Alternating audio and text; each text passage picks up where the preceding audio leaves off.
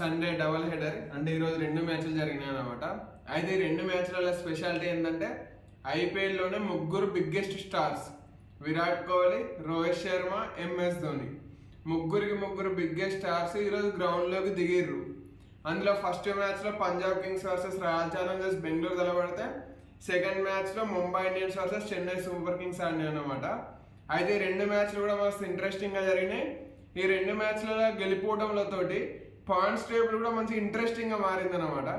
అయితే మరి ఈ 2 మ్యాచ్లలో ఫస్ట్ మ్యాచ్ అంటే పంజాబ్ వర్సెస్ బెంగళూరు గురించి కనుక మనం మాట్లాడుకుంటే నేను ఆల్రెడీ చెప్పినట్టు బెంగళూరు వాళ్ళ సొంత గ్రౌండ్లో గెలవదు కానీ బయటి గ్రౌండ్లలో ఖచ్చితంగా గెలుస్తుంది. ఇదే పంజాబ్ తోటి 2 రోజుల కిందట వాళ్ళ గ్రౌండ్లో అంటే చిన్న స్వామిలో బెంగళూరు ఓడిపోయింది. కాకపోతే ఈరోజు మళ్ళీ పంజాబ్కి వచ్చి వీళ్ళ సొంత గ్రౌండ్లో వాళ్ళు ఓడించారు అనమాట. 2 పాయింట్లు ఎట్లా ఇచ్చిర్రో అట్నే తీసుకున్నారు ఈరోజు. అయితే ఈ మ్యాచ్లో పంజాబ్ అనేది ఫస్ట్ బ్యాటింగ్ చేసింది. పంజాబ్ ఫస్ట్ బ్యాటింగ్ చేసి పెద్ద స్కోరింగ్ కొట్టలేదు, జస్ట్ 150+ టార్గెట్ అనేది ఇచ్చింది అనమాట. వాళ్ళ బ్యాటర్లు అందరూ దారుణంగా ఫ్లాప్ అయ్యారు. ఇద్దరు ఓపెనర్లు యాజ్ యూజువల్ మళ్ళీ మంచి స్టార్టే ఇచ్చిర్రు. వాళ్ళకి ఫస్ట్ పవర్ ప్లే అయిపోయేసరికి 60+ రన్స్ అనేవి కొట్టిర్రు అనమాట. ప్రియాంశ్ ఆర్య, ప్రభ్సిమ్రన్ సింగ్ వీళ్ళిద్దరు కూడా మంచి స్టార్ట్స్ అనేవి ఇచ్చిర్రు. కాకపోతే ఆ తర్వాత అంటే కెప్టెన్ శ్రేయస్ అయ్యారు. మనోని ఫామ్ ఎట్లుందంటే ఆన్ ఆఫ్ అన్నట్టున్నది. ఓ మ్యాచ్లో ఆడుతుండు, ఓ మ్యాచ్లో ఆడట్లేదు. ఈరోజు మ్యాచ్లో మళ్ళీ పర్ఫార్మెన్స్ అనేది చేయలేదు అనమాట. జస్ట్ సింగిల్ డిజిట్గా అవుట్ అయిపోయిండు. ఇక ఆ తర్వాత వచ్చిన వాళ్ళలో ఎవ్వరు కూడా పెద్ద పర్ఫార్మెన్స్ అనేది చేయలేదు. శశాంక్ సింగ్ 30 కంటే ఎక్కువ రన్స్ కొట్టిండు కానీ రన్స్ కంటే ఎక్కువ బాల్స్ ఆడిండు. 33 బాల్లో 35 బాల్లో ఆడి 33 రన్స్ 31 రన్స్ కొట్టిండు అనమాట. అంటే రన్స్ కంటే ఎక్కువ బాల్స్ ఆడిండు. మార్కో యాన్సన్ వచ్చిండు. మార్కో యాన్సన్ 20 బాల్లో 25 రన్స్ అనేది కొట్టిండు అనమాట. మనోడు ఒక జస్ట్ 2 సిక్స్లు కనెక్ట్ చేసిండు. కాకపోతే శశాంక్ సింగ్ ను రిటైన్ చేసుకున్నారు కానీ మనోడు ఒక్క 6 అంటే కనీసం ఒక షాట్ ను కూడా కనెక్ట్ చేయలేకపోయిండు అనమాట. మొత్తం సింగిల్స్ ఆడిండు. 19వ ఓవర్ 20వ ఓవర్ దగ్గరకు వచ్చిన తర్వాత కూడా మనోడు ఆ సింగిల్స్ ఆడేందో నాకైతే అర్థం కాలేదు. కనీసం అక్కడన్నా కొంచెం హిట్టింగ్ స్టార్ట్ చేస్తే బాగుంటుంది అనుకున్నా కానీ మనోడు మాత్రం ఆ పని చేయలేదు అనమాట. మొత్తం సింగిల్స్ పైన ఉన్నాడు. అందువల్లనే రన్స్ కంటే ఎక్కువ బాల్స్ ఉన్నాయి అన్నమాట.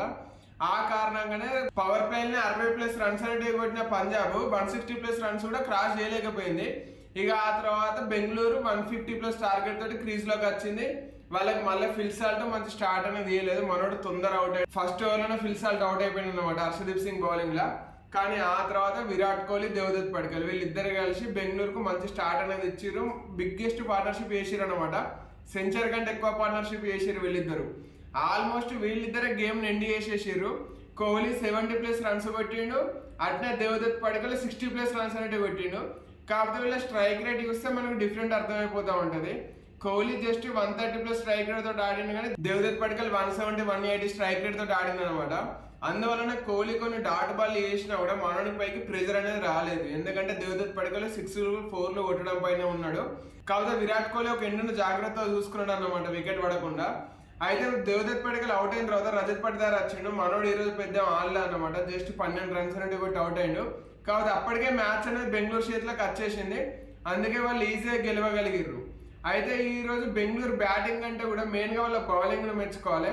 అందులోనూ కృణాల్ పాండ్యా ఆల్రౌండరు. మనోడి స్పిన్ నమ్ముకుంటున్నారు, మనోడు 4 ఓవర్లు నమ్ముకుంటున్నారని మనం అందరం అనుకున్నాం కానీ కృణాల్ పాండ్యా ఎక్సలెంట్ బౌలింగ్ చేస్తున్నాడు. ఈరోజు ఆర్సీబీ బౌలర్లలో కృణాల్ పాండ్యానే బెస్ట్ బౌలర్. 4 ఓవర్లలో 20+ రన్స్ అనేవి ఇచ్చి 2 వికెట్లు తీసుకున్నాడు. బెస్ట్ ఎకానమీతో వేసింది మనోడే. ఆ తర్వాత భువనేశ్వర్ కుమార్ కూడా మంచి ఎకానమీతో వేసింది కానీ మనోడికి వికెట్లు అనేవి ఇవ్వలేదు. కాకపోతే కృణాల్ పాండ్యాకు 2 వికెట్లు అనేవి పడ్డాయి. అయితే ఈరోజు నాకు ఇక్కడ ఇంకో ఆశ్చర్యకరమైనది ఏమనిపించింది అంటే బెంగళూరు మ్యాచ్ గెలిచిన తర్వాత విరాట్ కోహ్లీకి player of the match award అనేది ఇచ్చారనమాట. నన్ను అడిగితే అసలు దేవదత్ పడికల్కి ఇవ్వాలి. పడికల్ కంటే కోహ్లీ జస్ట్ 12 రన్స్ అనేవి ఎక్కువ కొట్టాడు. కాకపోతే పడికల్ కొట్టిన స్ట్రైక్ రేటు అట్లా విరాట్ కోహ్లీ కొట్టిన స్ట్రైక్ రేట్ చూస్తే మాత్రం చాలా డిఫరెన్స్ అనేది ఉన్నది. అందుకే పడికల్కి ఇస్తే మంచిగా ఉండని అనుకున్నాను. పడికల్కి ఇవ్వలేదు, విరాట్ కోహ్లీకి ఇచ్చారు ప్లేయర్ ఆఫ్ ద మ్యాచ్. ఇక ఈ మ్యాచ్ గెలవడంతో బెంగళూరు 5th టీం అయిందనమాట. ఇప్పటికి జస్ట్ ఇప్పుడే సగం అయిపోయి నెక్స్ట్ అంటే సెకండ్ హాఫ్లో అడుగు పెట్టింది ఐపీఎల్. అప్పటికే 5 టీంలు 10 పాయింట్లతో అయినాయి. ఈ రోజు బెంగళూరు గెలుచుడితోటి బెంగళూరుకు కూడా 10 పాయింట్లు అనేవి అయినాయి అనమాట. వాళ్ళు ఆడిన 8 మ్యాచ్లలో 3 ఓడిపోయి 5 గెలిచి 10 పాయింట్లతో వాళ్ళు టాప్ 3లోకి వచ్చారు. ఇక ఆ తర్వాత second match Chennai Super Kings versus Mumbai Indians. ఈ మ్యాచ్ గురించి అసలు ఇంట్రెస్ట్ లేదు. ఎందుకంటే నేను నిన్ననే చెప్పిన ఈ మ్యాచ్ లో ఎట్లయినా ఖచ్చితంగా ముంబై ఇండియన్స్ గెలుస్తుంది. చెన్నై సూపర్ కింగ్స్ ఒక బౌలింగ్ చూసినా బ్యాటింగ్ చూసినా కూడా ఈ సీజన్ లో వాళ్ళు 10th పొజిషన్ ఉండకపోతే చాలు వాళ్ళు గెలిచినట్టే. వాళ్ళు 10th పొజిషన్ లో ఫినిష్ చేయకుండా ఈ 9th 8th లో ఫినిష్ చేసినా కూడా వాళ్ళు బెస్ట్ పర్ఫార్మెన్స్ చేసినట్టే. ఎందుకంటే ఉన్న అన్ని టీములకి వెళ్ళి కూడా ఈసారి చెన్నై సూపర్ కింగ్స్ చాలా దరిద్రంగా అనిపిస్తున్నది వాళ్ళ టీము. కనీసం రాజస్థాన్ కూడా సేమ్ చెన్నై పొజిషన్ అనే ఉన్నది, కాకపోతే వాళ్ళు ఎండింగ్ మూమెంట్ వరకు ఓడిపోతున్నారు. చెన్నై మాత్రం ఫస్టే గివప్ ఇచ్చేస్తున్నారు అనమాట, మాకు ఈ మ్యాచ్ అవసరం లేదన్నట్టు. ఈ రోజు మ్యాచ్లో కూడా మనం చూసుకుంటే ఫస్ట్ చెన్నై బ్యాటింగ్ చేసింది కానీ వాళ్ళకి మంచి స్టార్ట్ అనేది రాలేదు. రచిన్ రవీంద్ర మంచిగా ఆడలేదు, అట్నే గుంటూరు కుర్రోడు షేక్ రషీద్ లాస్ట్ మ్యాచ్లో మంచిగా ఆడింది కదా రషీద్, ఈ మ్యాచ్లో మంచిగా ఆడలేదన్నమాట. కాకపోతే ఆయుష్ మాత్రం మనోడు జస్ట్ 17 years, మనోడిని ఈరోజు డెబ్యూ చేయించారు.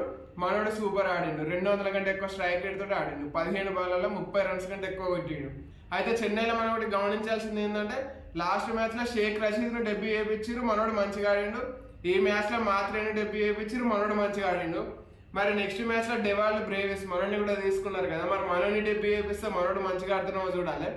అయితే ఇట్లా డెబ్యూటెంట్స్ మంచిగా అయినా కూడా టీం అనేది మాత్రం గెలవలేకపోతున్నది. వాళ్ళకి సరైన స్టార్ట్ అనేది రాలేదు, అది మనకు క్లియర్గా అర్థమైపోయింది. కాకపోతే రవీంద్ర జడేజా, శివం దుబే వీళ్ళిద్దరు కూడా ఈరోజు హాఫ్ సెంచరీలు పూర్తి చేసుకున్నారు అన్నమాట. ఆ హాఫ్ సెంచరీలు చేయబట్టే చెన్నైకి ఒక గౌరవప్రదమైన స్కోర్ అనేది రాగలిగింది. వాళ్ళు 170+ runs అనేది కొట్టగలిగారు వీళ్ళిద్దరు హాఫ్ సెంచరీలు చేయబట్టే. ఎందుకంటే ఇక ఆ తర్వాత కింద వచ్చిన వాళ్ళు కూడా ఎవరు పర్ఫార్మెన్స్ చేయలేదు. వీళ్ళిద్దరే హాఫ్ సెంచరీ చేయబట్టే చెన్నైకి ఆ మాత్రం స్కోర్ అనేది రాగలిగింది.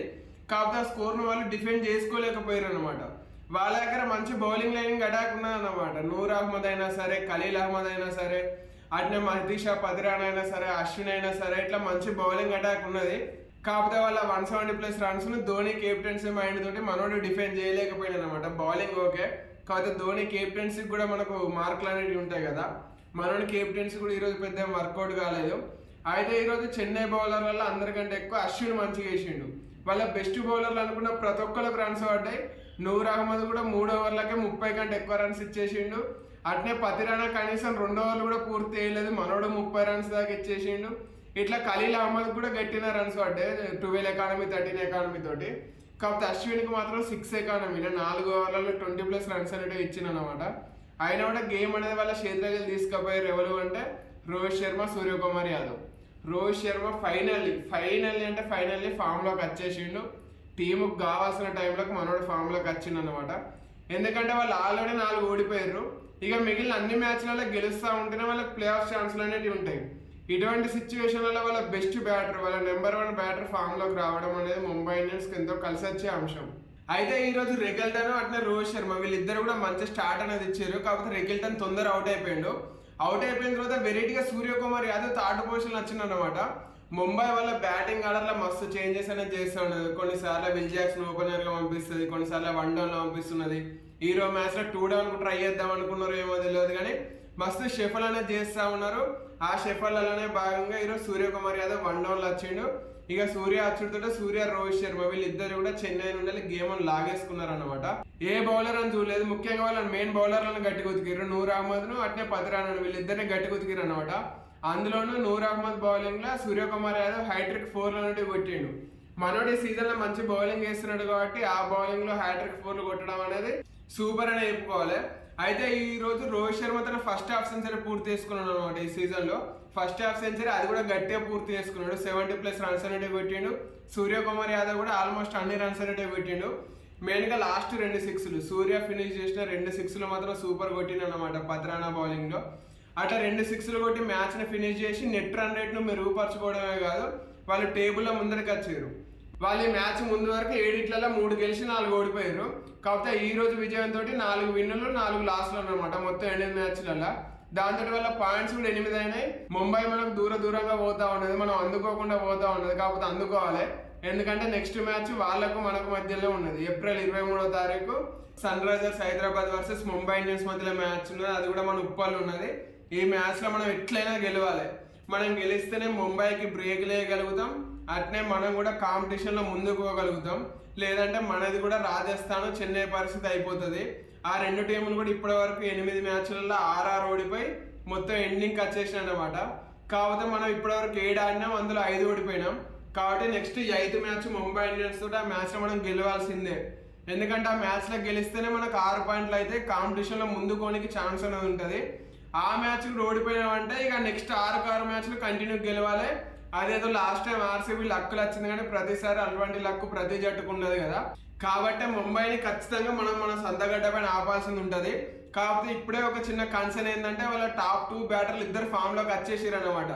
రోహిత్ శర్మ, సూర్యకుమార్ యాదవ్ ఇన్ని రోజులు వాళ్ళు ఫామ్లో లేరు. కాకపోతే కరెక్ట్ మన హైదరాబాద్ మ్యాచ్కి ముందే మళ్ళీ వాళ్ళు ఫామ్లోకి వచ్చేసారు. కాకపోతే వాళ్ళని ఆపగలుగుతాం అనే నమ్మకం మనకు ఉండాలి, ఉన్నది కూడా.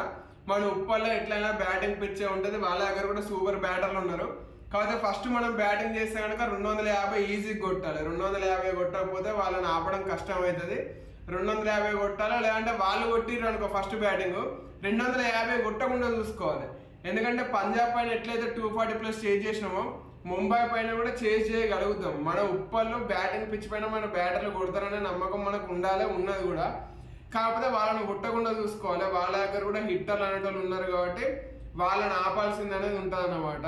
అయితే ఇక మరి సన్ రైజర్స్ వర్సెస్ ముంబై మ్యాచ్లో మనం గెలుస్తాం లేదో అనేది ఏప్రిల్ 23వ తారీఖు తెలుస్తుంది.